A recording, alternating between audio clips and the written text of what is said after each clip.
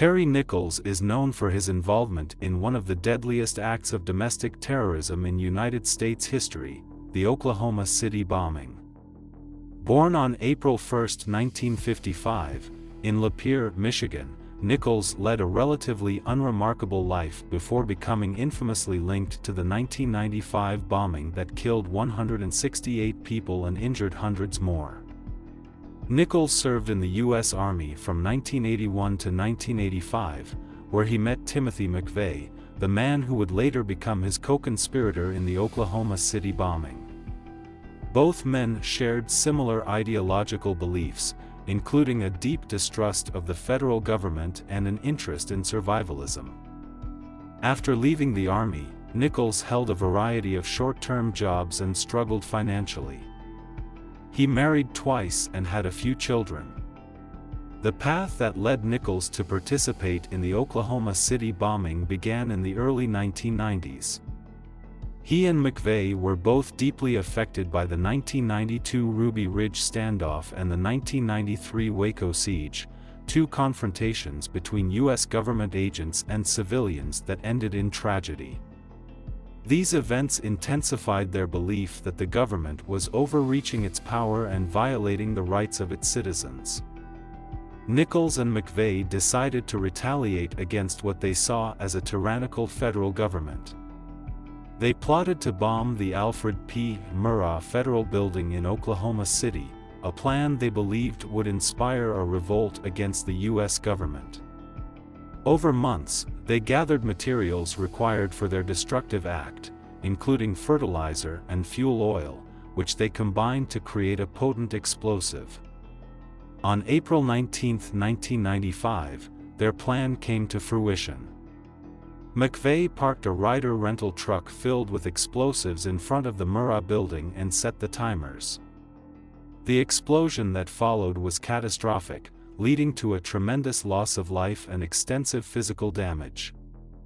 It was the worst act of domestic terrorism in the U.S. until the attacks of September 11, 2001. Nichols was not in Oklahoma City on the day of the bombing. He was at home in Kansas. However, evidence later gathered by federal agents tied him directly to the preparations for the attack. This included buying and storing the bomb materials, and helping McVeigh assemble the bomb. In December 1997, Nichols was tried and convicted on federal charges of conspiracy to use a weapon of mass destruction and 8 counts of involuntary manslaughter for killing federal law enforcement personnel. He was sentenced to life in prison without the possibility of parole. In 2004, Nichols was tried on state charges in Oklahoma and convicted of 161 counts of first-degree murder, including 1 count of fetal homicide, first-degree arson, and conspiracy. He received 161 consecutive life sentences without the possibility of parole.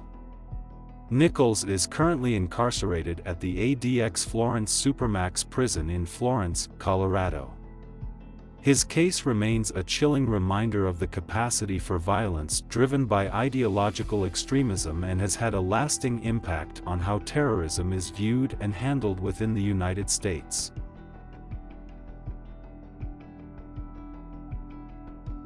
Radicalization from routine life.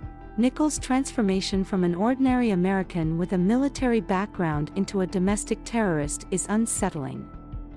His radicalization, fueled by ideologies and reactions to government actions at Ruby Ridge and Waco, highlights the unpredictable path of extremist behavior. Collaboration on an extreme scale. The scale of the collaboration between Nichols and Timothy McVeigh to execute the bombing is extraordinary. Their meticulous planning and execution of the attack, including gathering and assembling massive amounts of explosive materials without detection, demonstrate a high level of coordination for such a devastating act. Ideological motivation leading to mass violence. The ideological motivations behind the bombing, rooted in a deep distrust of the federal government and influenced by specific events, transformed into a violent act that targeted innocent people, including children. The sheer disconnect between their perceived grievances and the horrific violence they chose as a response is particularly jarring. Survivalism influence. Nichols' interest in survivalism and self-sufficiency, which initially seemed innocuous or even practical, escalated into preparing for and executing a violent act against the government.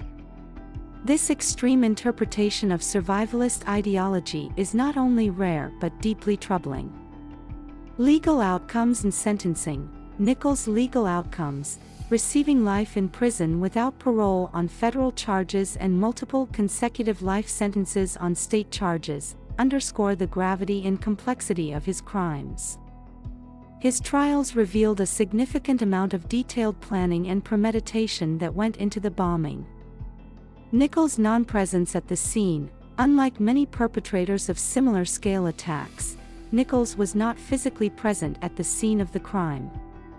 He was in Kansas while McVeigh carried out the bombing in Oklahoma City, demonstrating a premeditated division of roles and responsibilities in the act.